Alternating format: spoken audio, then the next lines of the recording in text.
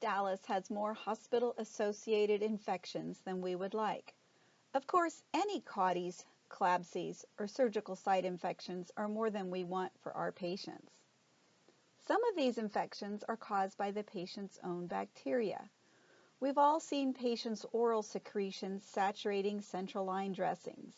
Putting a washcloth over the dressing just keeps the area soggy. What about the patient with a Foley? How many times have we seen stool on our patients' urinary catheters? Consider our patients with lower back surgeries. Those incisions are at risk for contamination from gut bugs when patients slide down in bed. We can prevent some of these infections using a plastic barrier drape with a 2-inch adhesive border at the top. The picture on the right shows the adhesive cover partially removed, exposing the 2-inch adhesive strip. We have access to this Medline drape. Order number is listed on the slide. This drape is 18 by 12 inches. Place the barrier so it protects the central line.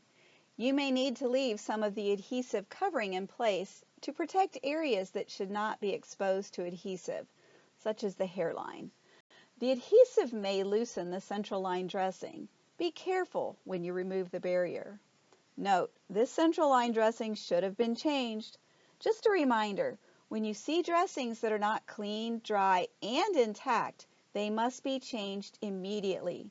These lines go directly into the great vessels near the heart.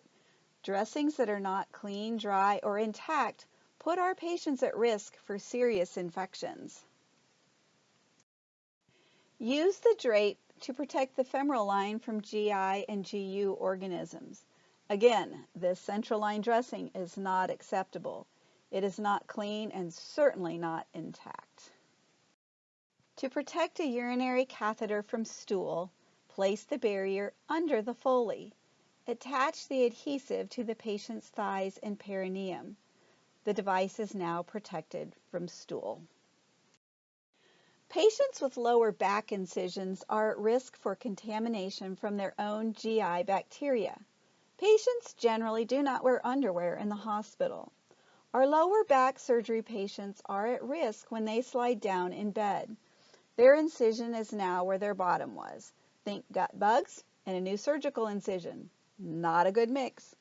Place the adhesive just below the dressing, not on the dressing, with the non-adhesive plastic covering the incision. Make sure to hold the barrier in place when moving the patient up in bed. Otherwise, the barrier will slide down and not protect the incision. These are just a few ways the barrier drape can help you protect your patients from infections. The infection prevention team appreciates you and all you do to keep our patients infection-free. Thank you.